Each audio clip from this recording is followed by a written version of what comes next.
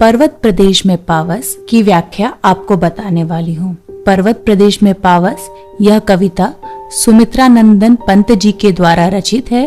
प्रस्तुत कविता में पंत जी ने प्रकृति के सभी अवयवों अर्थात अंगों का एक साथ मनोहारी दृश्य प्रस्तुत किया है।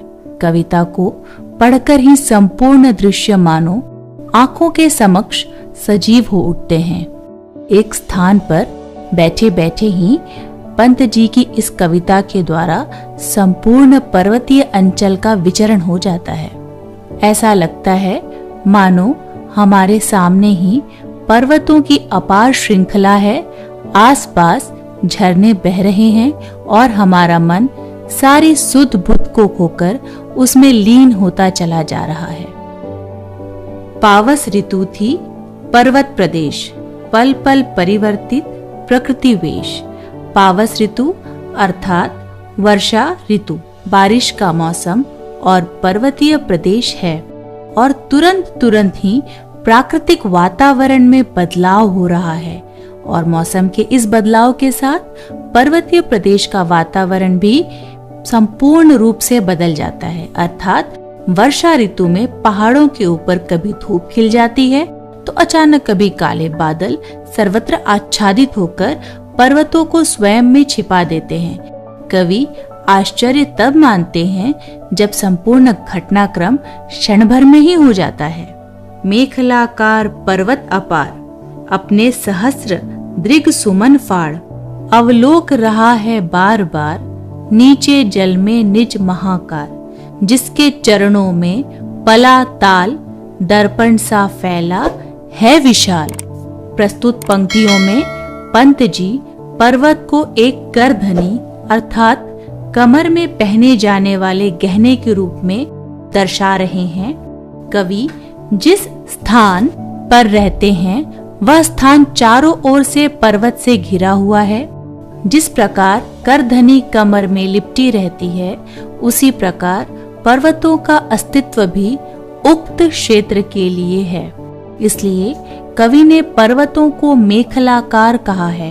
पर्वत पर खिले हुए हजारों फूल पर्वत के नेत्रों आंखों के समान दिख रहे हैं। ठीक पर्वत के नीचे फैला तालाब किसी दर्पण की भांति प्रतीत हो रहा है, जिसमें पर्वत अपने पुष्प रूपी हजारों नेत्रों से स्वयं को निहार रहा है। ऐसा लगता है मानो पर्वत स्वयं को ही दर्पण में देखकर इठला रहा है। गिरि का गौरव गाकर झरझर मद में नस नस उत्तेजित कर, मोती की लड़ियों से सुंदर झरते हैं झाग भरे निर्झर।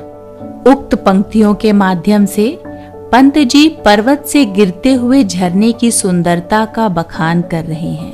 पर्वत के ऊंचे शिखर से सीधे धरा तक पहुंचते झरनों की गूंज से संपूर्ण प्रदेश गुंजायमान है। धरा पर झरनों के गिरने से जो झाग उत्पन्न हो रहा है वो मोतियों की लड़ी की भांति नजर आ रहे हैं। झरने से निकलने वाली गूंज मानो चारों ओर पर्वत की श्रेष्ठता का गुणगान कर रही है और इस ध्वनि से कवि के शरीर में ऊर्जा का संचार हो रहा है।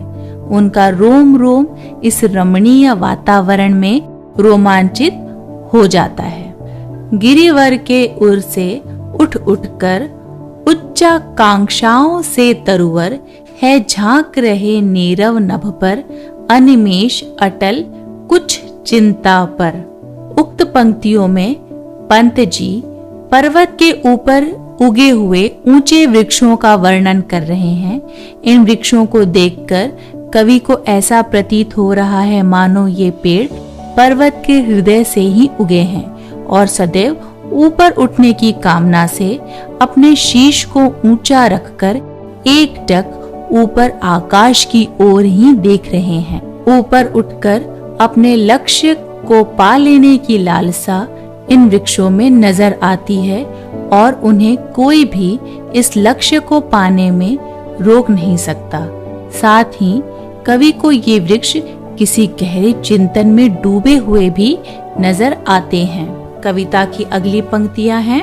उड़ गया अचानक लो भूधर, फड़का अपार पारद के पर, रवशेष रह गए हैं निर्झर, है टूट पड़ा भू पर अंबर। उक्त पंक्तियों में कवि इस पर्वतीय स्थल के वातावरण में आए अचानक बदलाव को बता रहे हैं। कवि कहते हैं कि क्षण भर में ही संपूर्ण प्रदेश काले मेघों से आच्छादित हो जाता है, जिससे पर्वत भी ढक जाते हैं, नजर नहीं आते। ऐसा लगता है मानो पर्वत अपने चमकीले पंखों के बल पर उड़कर कहीं चला गया है, वह अब नजर नहीं आ रहा है। मेघों के धुंध के कारण अब कुछ भी नजर नहीं आता, सिर्फ झरनों की कल कल ध्वनि सुनाई दे रही है। ऐसा प्रतीत हो रहा है मानो संपूर्ण आकाश ही पृथ्वी पर आ गिरा हो। धस गए धरा में सभय शाल, उठ रहा धुआं जल गया ताल, यूं जलत यान में विचर विचर, था इंद्र खेलता इंद्रजाल। कविता की इन पंक्तियों में वातावरण में आए अचानक परिवर्तन से वे विस्मित हो रहे हैं कि घनघोर बारिश के कारण वातावरण में चारों ओर कोहरा फैल रहा है, जिसकी वजह से अब शाल के वृक्ष भी दिखाई नहीं दे रहे। ऐसा लग रहा है मानो शाल के ये वृक्ष भी डरकर धरती में घुस गए हैं और वहां जाकर उन्होंने पनाह ले ली है या छिप गए हैं। और निरंतर उठते कोहरे को देखकर लग रहा है मानो तालाब में आग लग गई है। प्रकृति के इतने रूपों को देखकर कवि को ऐसा प्रतीत हो रहा है कि देवराज इंद्र इन बादलों में घूम घूम कर अपना खेल खेल रहे हों। सचमुच कविता के माध्यम से पंत जी ने प्रकृति के अनुपम और मनोहारी छटा का वर्णन कर मंत्रमुग्ध कर दिया है। उम्मीद है आपको यह व्याख्या समझने में आसानी हुई होगी। कवि के विषय में मैं आपको बताती हूँ। सुमित्रा नंदन पंत जी का जन्म उत्तराखंड के कौसानी अल्मोड़ा में हुआ था। बहुत ही छोटी उम्र से ही इन्होंने कविता लेखन का कार्य शुरू कर दिया था। विद्यालय में बहुत बार इसके लिए इन्हें पुरस्कार भी दिए गए। 1915 से इन्होंने स्थायी रूप से साहित्य सृजन शुरू किया। ये काव्य की एक मुख्य धारा छायावाद के प्रमुख स्तंभ के रूप में जाने गए। इनके जीवन का आरंभ ही प्रकृति के बीच उसके सानिध्य में हुआ, जिसकी पूर्ण झलक पंत जी के काव्यों में भी नजर आती है। इनकी कविताओं में रहस्यवाद और प्रकृति प्रेम पूर्ण रूप से दृष्टिगोचर होता है, झलकता है। साहित्यिक जीवन में पंत जी को अनेकों पुरस्कारों से सम्मानित किया गया।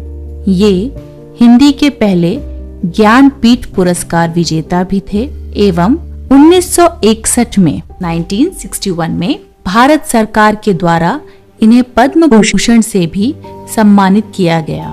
इनकी प्रमुख कृतियां वीणा, पल्लव, युगवाणी, ग्राम्या, स्वर्ण किरण और लोकायतन हैं।